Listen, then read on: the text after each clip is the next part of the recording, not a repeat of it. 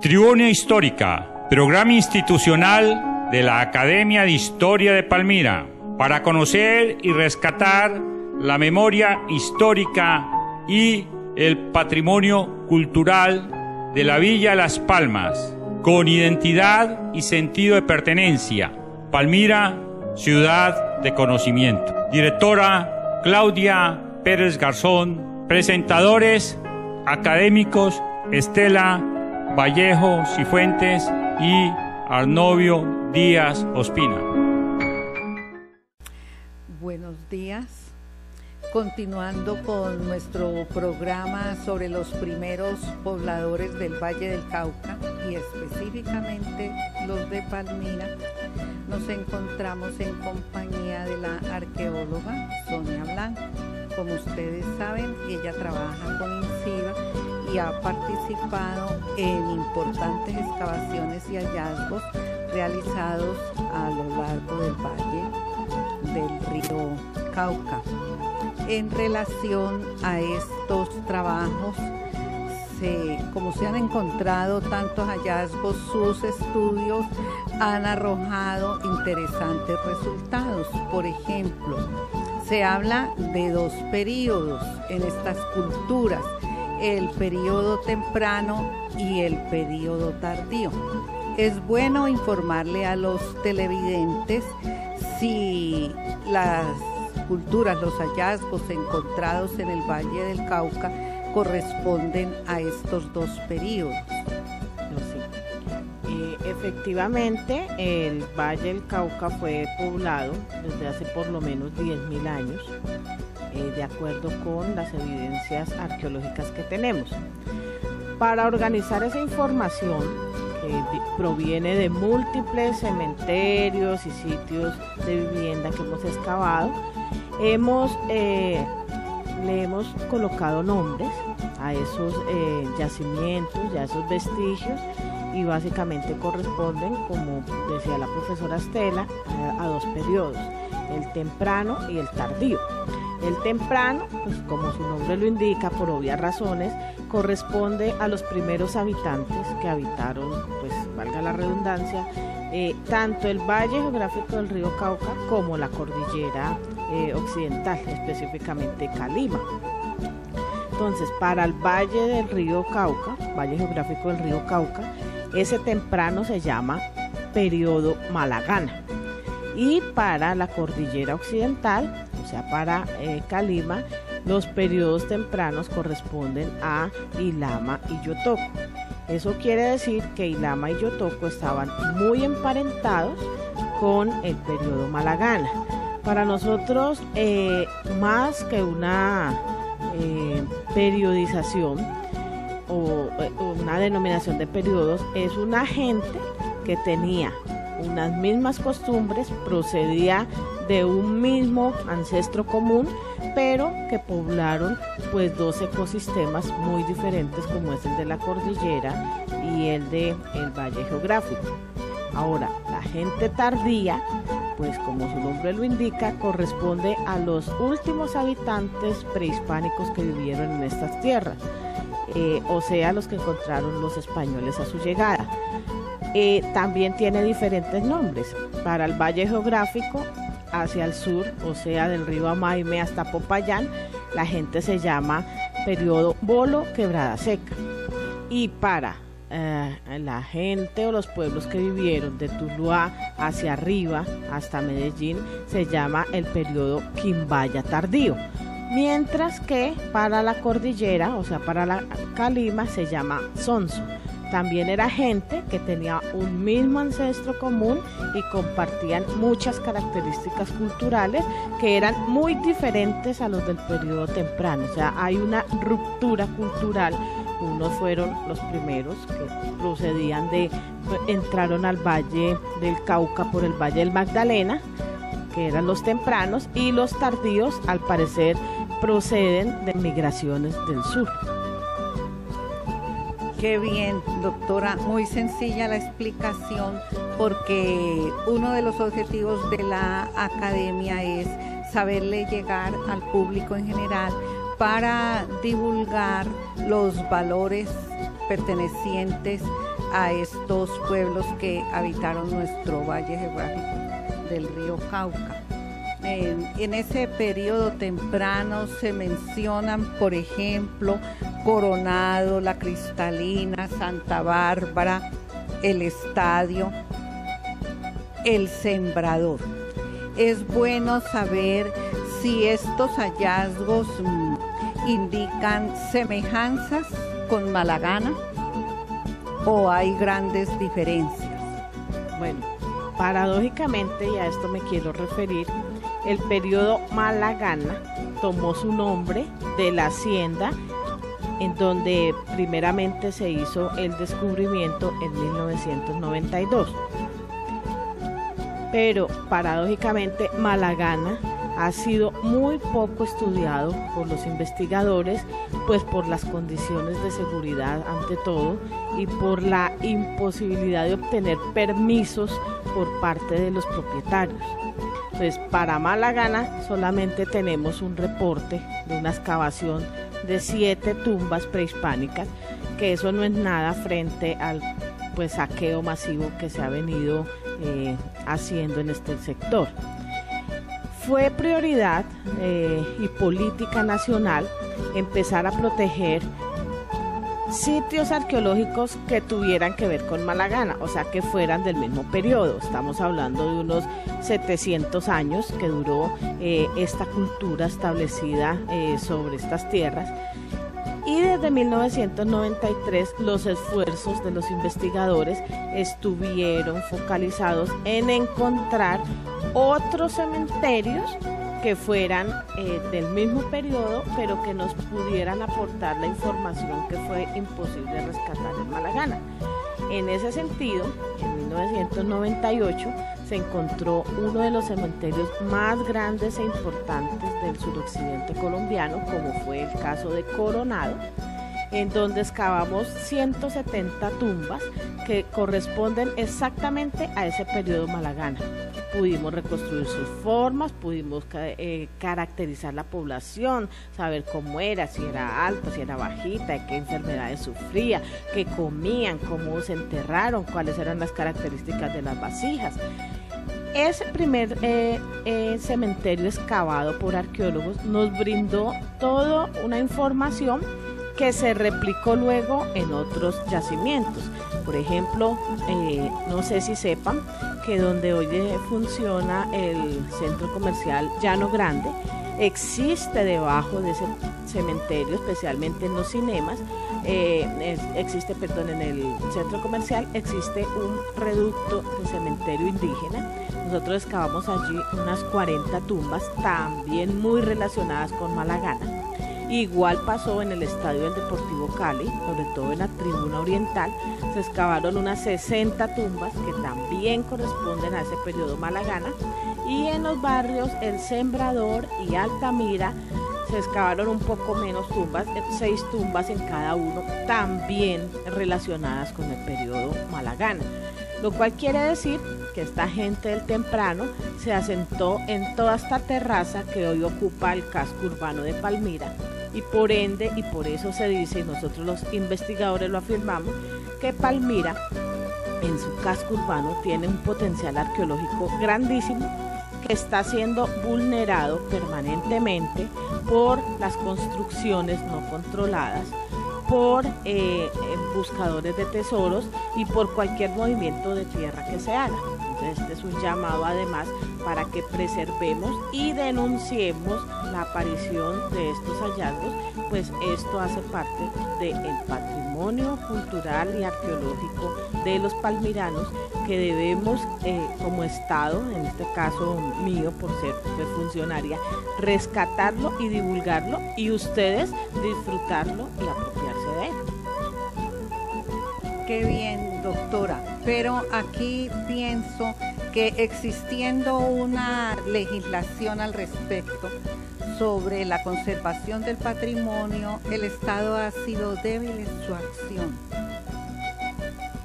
Por supuesto que ha sido débil. Palmira está en mora de aplicar con rigurosidad toda la normatividad cultural que por cierto dicen los expertos, es una de las mejores del mundo y de Latinoamérica específicamente. El problema está en que no se cumple.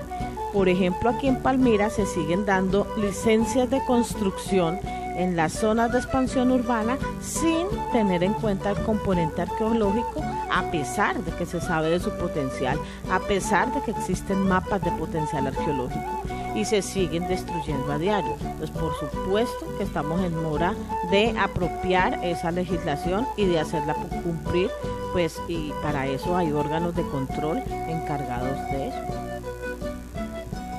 En su explicación noto que para referirse a los distintos asentamientos indígenas usted habla de poblaciones, ¿sí? No utiliza la palabra tribu.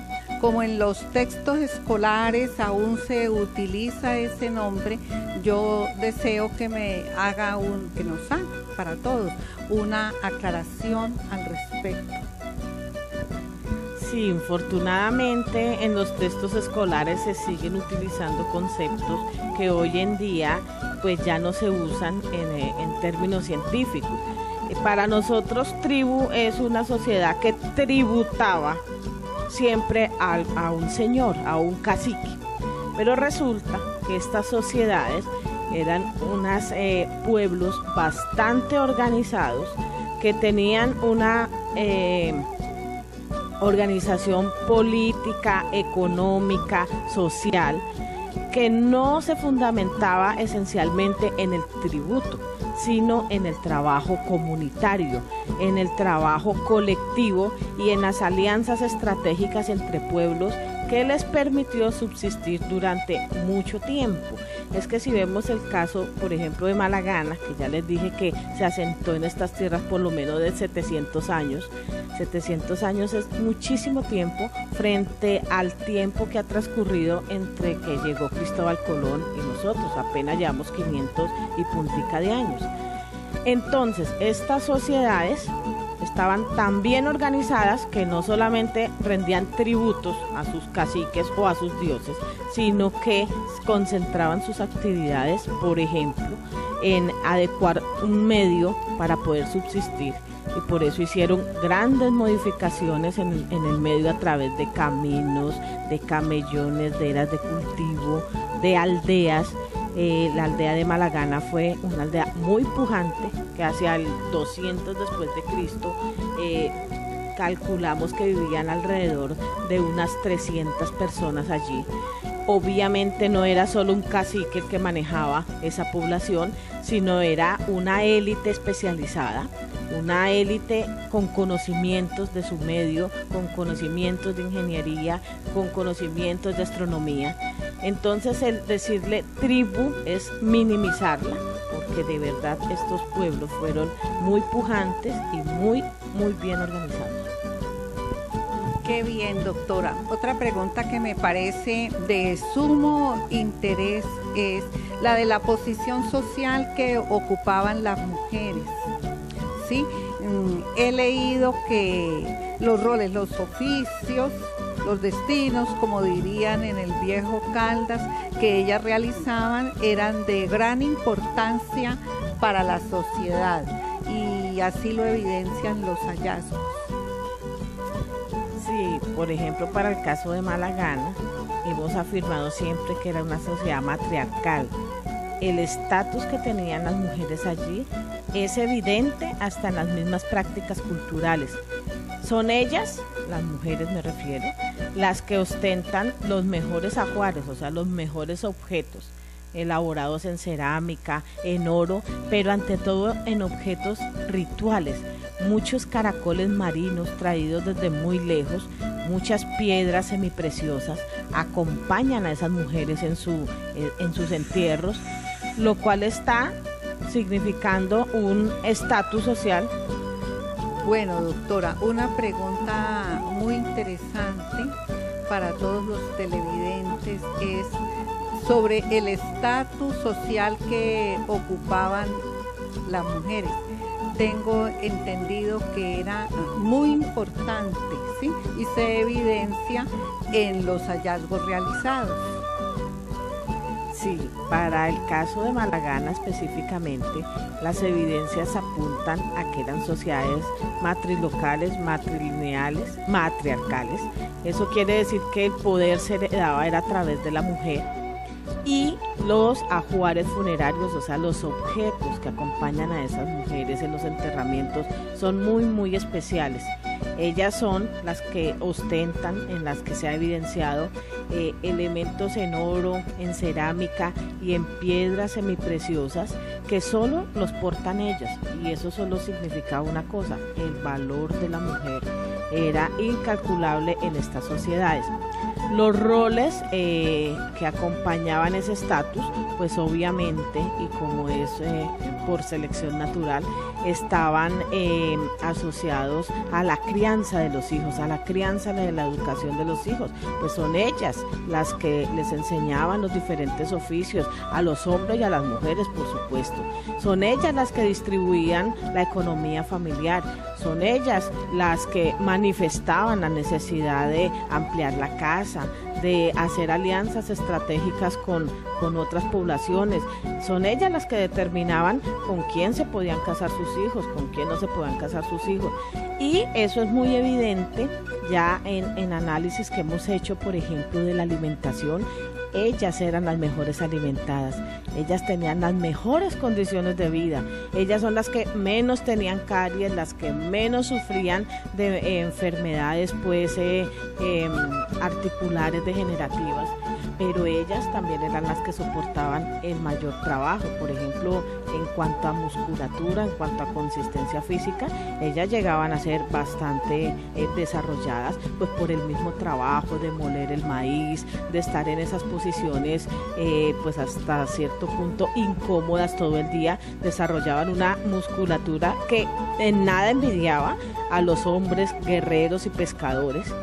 Pero uno sí ve diferencias con otras poblaciones cronológicamente similares, por ejemplo el caso de los chibchas, donde sí la mujer era bastante mal alimentada, bastante degradada, y en cuanto, por ejemplo, al ajuar, son las que menos poseen elementos pues suntuosos como oro o piedras semipreciosas, mientras que en el Valle del Cauca la importancia de la mujer está dada. Es más, de las únicas tumbas en Colombia excavadas correspondientes a chamanas o curanderas están en el Valle del Cauca. Una está en el Estadio del Deportivo Cali y era un ajuar absolutamente espectacular porque estaba rodeada de muchos caracoles marinos. Los caracoles marinos eran símbolos de pureza, símbolos de fertilidad, y estaban acompañados de esta señora chamana.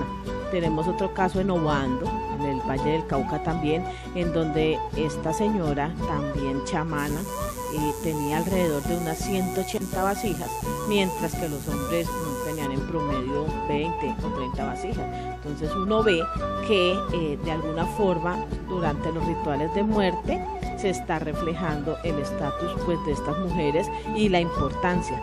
Por ejemplo, en el estadio, una de las evidencias más significativas es un sector en donde las mujeres que morían de parto eran muy bien tratadas, esas mujeres, porque se supone que esa es su función principal. Tener el hijo y haber muerto en ese proceso significa que era pues una mujer que debería hacérsele especial referencia porque había cumplido y había muerto en su papel de madre, y los bebés eran puestos allí mismo al lado de ella en una posición que para nosotros es muy extraña, porque es la posición precisamente de parto. Y así las enterraron, y acompañadas de unos ajuares bellísimos. Por ejemplo, las mujeres tenían unos collares elaborados en cuarzo y los niñitos tenían el mismo collar pero muy diminuto. Entonces uno ve que la relevancia social de la mujer fue respetada aún en los enterramientos. Sí, doctora. Esto nos está indicando que debemos informarnos muy bien sobre todas las costumbres de nuestros antepasados, porque muchísimas de ellas son dignas de imitar, sobre todo en este momento donde tantos valores han entrado en crisis. Referente a esos collares de los cuales usted acaba de hablar, por ejemplo, los de cuarzo. En Malagana se han encontrado varios, uno de ellos espectacular por la forma como ha sido tallado, lo cual nos puede dar a entender que quienes los usaban debían ocupar una posición muy especial en la sociedad, puesto que tallar ese cuarzo lleva un trabajo bastante largo en el tiempo y bastante difícil. Solamente otra piedra más fina sirve para tallarlo.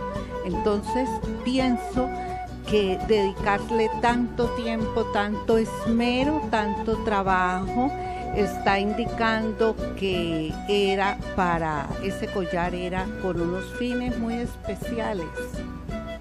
Sí, el cuarzo en estas sociedades ha sido asociado a la pureza, a la limpieza e incluso a la canalización de energías. Y uno ve con absoluta extrañeza que hay hay el reporte de muchos collares elaborados en cuarzo que no solo eran utilizados por los señores principales, como diríamos, o por los caciques, sino por gente como los chamanes, que estaban dedicados a canalizar la energía en bien de los pueblos, pero también fue muy utilizado por los niños para purificarlos. Hay varias características que llaman la atención del cuarzo, empezando que el cuarzo, por ejemplo en Palmira, se tenía que conseguir necesariamente o en la región del Pacífico, hacia el cañón del río Dagua, o en la cordillera central hacia el sur, un poco hacia el Cauca, lo cual indica que esta gente tuvo que hacer grandes esfuerzos para conseguir el cuarzo, el cual varía de muchas calidades. Hay desde el transparente, absolutamente transparente, que es bellísimo, hasta el lechoso, pero igual de dificultoso es trabajarlo. Como usted dice, el cuarzo es una de las rocas más duras. Solamente hoy en día se trabaja con puntas de diamante, y lo cual llama bastante la atención cómo trabajó esta gente aquí, sabiendo que aquí no hay minas de diamante. No hemos encontrado talleres o señas de los talleres en donde ellos realizaban sus objetos en cuarzo, pero lo único que sabemos es que son absolutamente muy bien tallados, muy bien trabajados, y que obviamente eso tenía un significado más que económico, como lo vemos hoy, un significado ritual y un significado mágico, pues excelente. Muy precisas sus explicaciones, doctora Sonia, para precisarle a la gente los conocimientos tan profundos que tenían los primeros habitantes y sobre todo la relación tan estrecha que establecían con la naturaleza. Ellos no eran unos depredadores, no eran unos salvajes o bárbaros como lecturas iniciales nos han dado a entender. Todo lo contrario, yo creo que de sus experiencias y de su estilo de vida se pueden sacar grandes enseñanzas para el presente y para el futuro. Sí, por supuesto, estas sociedades antes que nada fueron unos sabios ecólogos. Ellos fueron los primeros que aplicaron la agricultura orgánica. La agricultura orgánica no es un invento ahora nuestro, sino que ya ancestralmente hace 2500 años en Palmira se aplicaba. Los abonos naturales se aplicaban, por supuesto, los repelentes naturales. Ellos protegían, por ejemplo, sus cultivos de maíz y de frijol, cultivando al lado ají. El ají es un repelente excelente contra todo tipo de insectos. El cuidado de los ríos eran venerados, al igual que la luna y el sol, por supuesto, porque eran la fuente de vida, eran la fuente de energía, eran la fuente de bienestar. Entonces para ellos el agua tenía un incalculable valor, al igual que la tierra. La tierra era comunal, no tenían cercos, por ejemplo. Ellos podían rotar sus cultivos perfectamente cada 2 o 3 años para dejar descansar la tierra. Entonces uno ve que lo que le aportaron al mundo pues infortunadamente hoy está en decadencia, aunque algunos países ya han tomado conciencia y han retomado todos esos principios que básicamente parten del sentido común y de la concepción o cosmovisión del mundo que ellos tenían, que se basa básicamente en que el hombre es parte de la naturaleza, hace una parte integral con ella, y no como la concepción que tenemos ahora, que nosotros podemos manejar la naturaleza, que es la gran diferencia entre esas sociedades y nosotros. Al ser parte de ellos, de esa naturaleza, pues obviamente la debían querer, respetar y temer, porque pues ya con las inundaciones recientes uno se da cuenta que definitivamente por más tecnología y por más mecanismos de defensa que tengamos hoy en día, pues nosotros no podemos con la naturaleza y no podemos canalizar, por ejemplo, los ríos, a sabiendas de que en unos 20 años ellos por cosas naturales van a tomar su cauce natural sin importar lo que esté construido al lado, por ejemplo.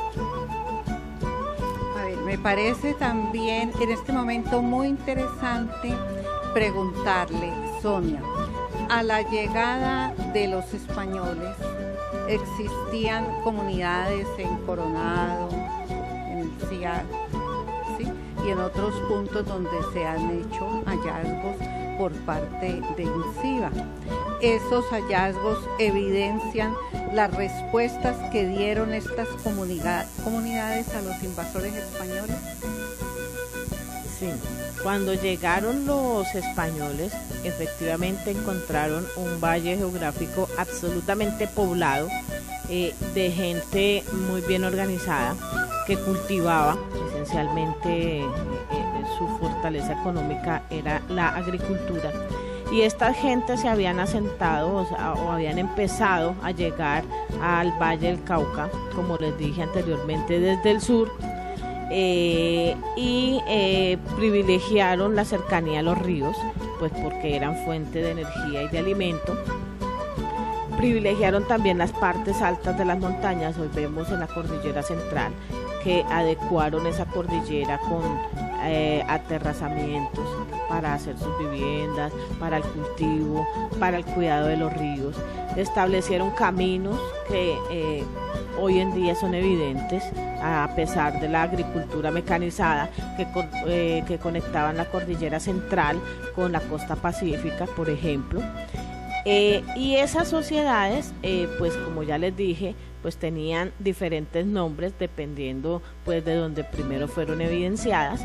Entonces desde Popayán hasta el río Amaime se llaman Bolo Quebrada Seca, desde Tuluá hacia arriba Quimbaya Tardío, en Calima se llama Sonso, pero todas tenían un común denominador, y era el gran culto que también rendían a sus muertos a través de grandes tumbas. Son unas tumbas grandísimas, nosotros las llamamos de pozo y cámara, que no es más sino hacer un hueco hasta 5 o 6 metros de profundidad, y de ahí para allá hacer grandes cámaras, como piezas pues nuestras, habitaciones nuestras, en donde enterraban hasta 20 personas.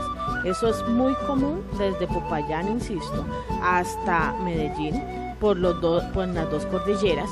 Y por supuesto que cuando los españoles llegaron y vieron esa pujanza de esos pueblos, pues lo que hicieron en principio fue tratar de adaptarse a este medio, los españoles, a través de la adopción de los cultivos que los indígenas tenían, y eso debe ser claro. Cuando los españoles llegaron aquí, pues sí llegaron con algunas especies como trigo, como cebada, pero de aquí a que las adaptaron, como la caña de azúcar, de aquí a que las adaptaron a estas tierras, a estas latitudes, pues pasó mucho tiempo, y por ende los españoles se alimentaban era con la comida que los indígenas producían.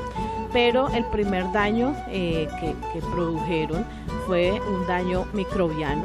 Al hacer contacto las dos sociedades que nunca se habían visto, pues se enfrentaron ante virus que obviamente los indígenas no tenían cómo soportar, por eso se morían fácilmente de sarampión, de viruela, de fiebre, y hasta del mismo, como diríamos vulgarmente, daño de estómago ocasionado por la leche. En América los indígenas no tomaban leche. Al hacer contacto con la leche, pues crearon enfermedades estomacales que no había y se murieron de física deshidratación. Y el otro gran impacto causado fue obviamente en la desmitificación de sus dioses y la imposición de un cristianismo a la fuerza, que fue lo que finalmente dio al traste con estas sociedades. Pues el principio básico es: si hay un Dios que no me funcionó, como los que antiguamente se creían, pues ahora voy a creer en otro, porque los españoles con su pólvora y con sus armas, pues obviamente dominaron con el maltrato a los indígenas. De aclarar que el primer depredador de indígenas fue Sebastián de Belalcázar, un gran sanguinario, a quien todavía le rendimos culto en la ciudad de Cali con un monumento que desde mi punto de vista es un exabrupto, porque este señor terminó con las comunidades indígenas en menos de 25 años, después de que llegó a Cali con sus huestes. Entonces uno ve que los indígenas básicamente estuvieron muy desarmados en cuanto a sus creencias, en cuanto a su religión y en cuanto a esas enfermedades microbianas, lo cual les impidió pues dar una guerra frontal contra los españoles, y fueron pues bastante exterminados, a tal punto de que hoy en día en el Valle del Cauca solo se conservan comunidades indígenas en la costa pacífica. Sí, así es, doctora. En resumidas cuentas, España tiene una gran deuda histórica con toda la América, ¿sí? Porque fue la gran depredadora, fue, como diría alguien, la antecesora de los paramilitares en el arrasamiento de la tierra, la cultura, con todo lo que ella indica. Frente a estos estudios en los cuales usted ha profundizado, INCIBA ha desarrollado una importante labor. Por eso la Academia de Historia ha considerado que en el programa debemos entrevistar al doctor Guillermo Barney Materón, quien ocupaba la dirección de INCIBA hacia 1992, doctora. Exactamente, cuando el saqueo de Malagana, el doctor Guillermo Barney era el director de INCIBA, y pues es un hombre muy susceptible a estas temáticas, las cuales ha incorporado en sus permanentes charlas a la comunidad, porque él entendió, al igual que todos lo hemos hecho, que quien ignora su pasado no solamente está condenado a repetirlo, sino tal vez está condenado a no saber para dónde va, porque como él bien dice, cuando uno no sabe para dónde va, cualquier bus le sirve. Si usted ignora sus ancestros, de dónde vienes, pues no podemos pretender saber para dónde vamos. Buenas tardes. La Academia de Historia de Palmira, siguiendo los lineamientos de la nueva historia, vincula a la comunidad en sus investigaciones y trabajos de interés histórico, especialmente para la ciudadanía de Palmira. Así hoy nos encontramos en compañía del señor Nelson Triviño, habitante de Bolo San Isidro, representante legal de la Fundación Cultural Malagana.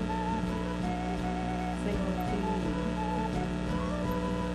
usted es natural del Bolo. Sí, nos somos nacidos y criados en Bolo San Isidro.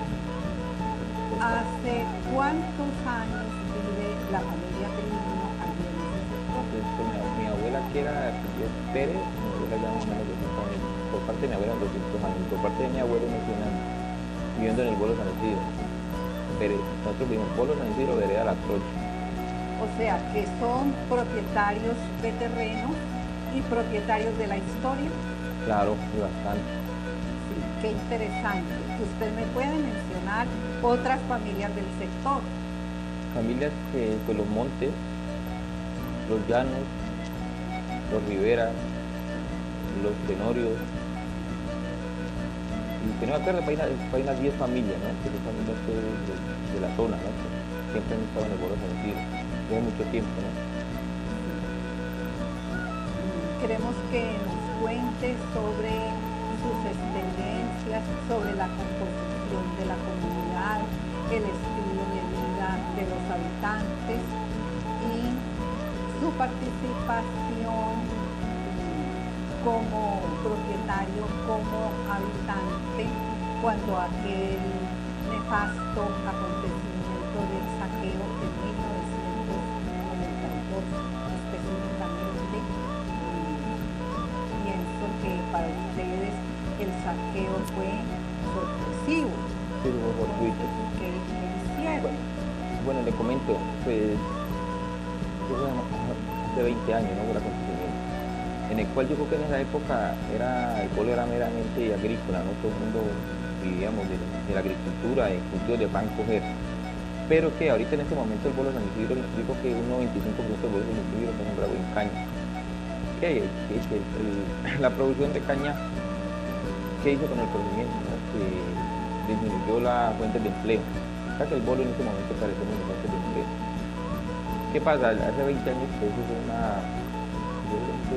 fortuito, ¿por qué? Porque en la hacienda Malagana la alquilan para sembrar caña, ¿no? Entonces llega la maquinaria a condicionar el terreno para sembrar caña. Cuando mete la maquinaria, entonces empiezan a nivelar el terreno y en el terreno había unos montículos, debajo de esos montículos se encontraban las tumbas, entonces aparece todo abajo. Ahí fue de todo, ¿no? Eso es una cosa que nadie esperaba eso. Entonces llega entonces pues a la misma comunidad, toda la gente va yendo, entonces ya a raíz de que la gente llega, ya la maquinaria tienen que desplazarla. Y ya con el cuento y cuento de radio y televisión que le dio, pues llegaron gente de todas partes, digo que hasta el mundo llegaron allá en ese momento. Qué bien. Señor Triviño, y concretamente, ¿cuáles fueron las consecuencias para los habitantes de este sector? Digo yo, no, que pues yo creo que la comunidad sí estuvimos involucrados bastante ahí, pero así como hubo gente de comunidad allí, de nosotros como los medios, hubo gente mucho de afuera, ¿no? Pero ¿qué pasó en el corregimiento? De que fue una plata como tan que llegó tan fácil, así como llegó de fácil, así fácil también gastó. Y gente pues que tuvieron y en este momento no tienen nada porque no supieron manejarla, llegó una plata tan que no supieron manejarla, ¿no? Que la plata no es tanto que la tenga uno y no es la forma de manejarla, ¿no? Y usted sabe que nosotros en el pueblo San Isidro campesinos, en esa época, yo creo que el mínimo estaría cerca de 1.200 pesos, llegar a una persona con millones de pesos. Cambiamos todo le cambió, ¿no? La forma de vida, ya antes andábamos en bicicleta o a pie, ahora ya era en moto o en carro, todo eso cambia. Sí, fueron momentos como fantásticos para muchos habitantes, ¿no? Y nos vivimos unas cosas que nosotros nunca lo hemos vivido, ¿no? Llegar personas, como le digo yo, andando a pie en carros lujosos, o ya la ropa que nos colocábamos no era como la ropa habitual que nos colocamos, ya era ropa de marca, ya los negocios, ya usted no visitaba la tienda sino que se venía a Palmira, los grandes almacenes, todo nos cambió la vida. Sí, sí. Es que Macondo se repite muchísimo en Colombia, ¿no? Sí, no es solamente cuestión de la literatura, es cuestión de la realidad. Pasado ese desorden, ¿qué hizo el Estado? Porque entiendo que lo único que hicieron durante el saqueo fue, de parte de la administración de Palmira concretamente, pues que fueran los militares a imponer el orden. Pero y pasado ese desorden, entonces se formulan proyectos de contenido social para la comunidad, porque sucede así. No, pues, en ese momento, nosotros, la fundación de nosotros, llevamos trabajando más de unos 3 años, estamos como en el cuento de que estamos involucrando a la comunidad, y nos quedó el cuento, nosotros le llamamos ya un cuento, no un cuento Malagana, porque realmente de ese, como dice, de esa cantidad de plata que hubo, es ya muy poca, ¿no? Entonces queremos con Malagana crear microempresas como artesanías, producción de camisetas, de gorras. ¿Y qué buscamos, no? Que tanto ustedes como la misma administración nos colaboren, ¿no? A crear microempresas con ese lado. Entonces el pueblo produzcamos por el lado de Malagana artesanías, relacionadas con la cultura para que nosotros, ya como les expliqué anteriormente, carecemos de fuentes de empleo, entonces buscar la gente como que se eduque en algo, ¿no? Vinculado todo esto al proyecto del corredor turístico. Claro, eso lo buscamos nosotros, como enfatizamos con eso. Un proyecto que tenemos nosotros es de crearnos nosotros un museo en sitio. Nosotros no estamos de acuerdo, estamos de acuerdo que el museo es así, claro, pero también queremos crear un museo nosotros como comunidad, que vamos a llamar un museo en sitio, en el cual la comunidad está pues convencida de que si nosotros creamos este museo van a llegar turistas y lo hemos visto de otra forma, ¿no? Ya no ir, como dice, a buscar la guaca porque se llama jabón. Y siguen ustedes utilizando la denominación de Malagana. ¿Están de acuerdo con ella para la cultura? Pues yo sé que el nombre no es acorde a la cultura, ¿no? No es acorde, pero lastimosamente ya se conoce como Malagana, que nacional internacionalmente Malagana, ¿no? Como nosotros llegamos a cambiar el nombre, nosotros, como comunidad lo vemos así, ¿no? Pues nosotros sabemos que el nombre Malagana no es acorde a la cultura, ¿no? Se le coloca el nombre por el nombre de la hacienda, no por realmente por los vestigios ni nada de eso. O sea que no, cuando tuvieran en cuenta, como dice, lo que había y no, o sea, pongámosle Malagana y no son cosas. Sí. El nombre es arbitrario, como son arbitrarios fue arbitrario. Los nombres. Pero yo creo que Palmira está en mora de propiciar una discusión académica en torno a ese nombre. Sí, una discusión académica. Ahora, señor Triviño, cuéntele por favor a los televidentes quiénes concretamente hacen parte de ese proyecto, aparte de algunos pobladores de la región, de instituciones. Sí, de nuestra fundación está integrante por 100% personas de ahí la comunidad. En la escuela hay muchas de la Universidad Nacional, la Universidad del Cauca. Tenemos unos convenios con la Universidad del Cauca, con la Universidad Nacional, entidades como la CBC, MINSIVA. En este momento pues, contamos con un apoyo bueno de la administración municipal, con el doctor José Luis López, que lo logró mucho. Yo sí lo agradecemos que ha sido un punto de apoyo en este momento para nosotros. Anteriormente no la tuvimos, ahora con el doctor Richard, para que ha estado con nosotros 100% apoyándonos en todo. Quisiera que les explicaran a los televidentes, por favor, ese proyecto de la nomenclatura que habla de todo el Mondragón para sitios estratégicos de la ciudad. Pues no sé, nosotros nos llamamos a ese proyecto un museo Malagana in situ. Sí. Entonces que vamos a mandar a hacer figuras, ya tenemos incluso dos artistas que nos hacen la figura, unas piezas Malagana entre 2,50 de altura y ubican en sitios estratégicos de nuestro corregimiento. ¿Para qué? Eso fue... nosotros ponemos como un ejemplo, nosotros tomamos como ejemplo las piezas Botero de Medellín, ¿no? Piezas grandes que la gente va y las aprecia y eso ayuda a que llegue el turista y nuestros mismos habitantes. Nosotros en este proyecto le llamamos un plan padrino, ¿no? De que se le ubica la pieza a gente de X familia y la familia se va a lucrar de ella porque al llegar el turista va a tomar su foto, pero así como se va a lucrar de la pieza, sea padrine de ella y la cuide y no permita que la gente la golpee o la pele. O hasta se la lleven como ha pasado también, con las de la cultura San Agustín. Eso, lo mismo. Sí. Y querer, ¿no? Y querer las cosas, de que apropiarnos de que si nosotros logramos con un proyecto, tanto Palmira como el corregimiento nos vamos a salir adelante. Y ustedes están interesados en el rescate para Palmira de algunas de las piezas halladas en 1992. Sí. Nosotros como comunidad, la comunidad posee piezas, ¿no? Entonces nosotros nos reunimos como comunidad y la comunidad está de acuerdo en donarlas, no sé cómo era llamarlas, donarlas, jugarlas, para nosotros crear nuestro propio museo. Pero nosotros también que queremos, ¿no? Que tanto el museo aquí como el de Palmira, el de Palmira y el de Pueblo San Isidro, nos unamos, ¿no? Y compartamos. Si el bolo necesita, si el museo del bolo necesita algo y el de Palmira, compartirnos, ¿no? Unirnos, no eso es lo que ha faltado. Nos han tenido como separados, allá ellos, acá no. Queremos que este proyecto sea como un proyecto, no llamarlo como un proyecto, sino un proyecto, tanto el museo del bolo como el museo de Palmira.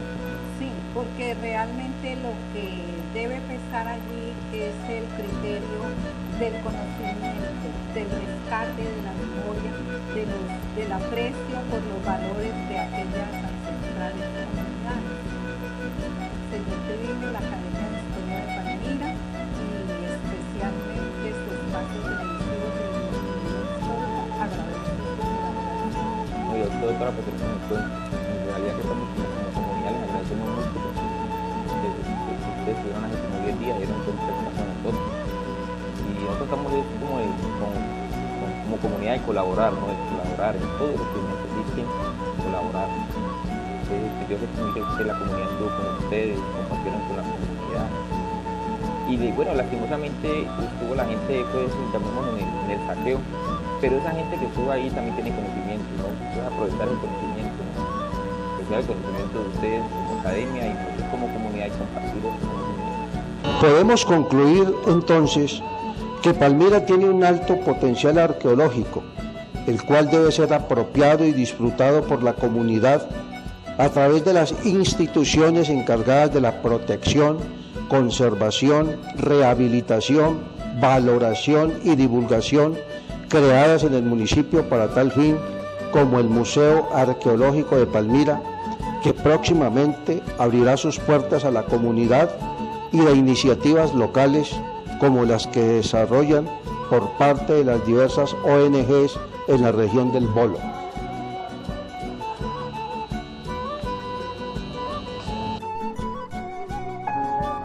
Tribuna Histórica, programa institucional de la Academia de Historia de Palmira, para conocer y rescatar la memoria histórica y el patrimonio cultural de la Villa Las Palmas, con identidad y sentido de pertenencia. Palmira, ciudad de conocimiento. Directora Claudia Pérez Garzón. Presentadores académicos Estela Vallejo Cifuentes y Arnovio Díaz Ospina.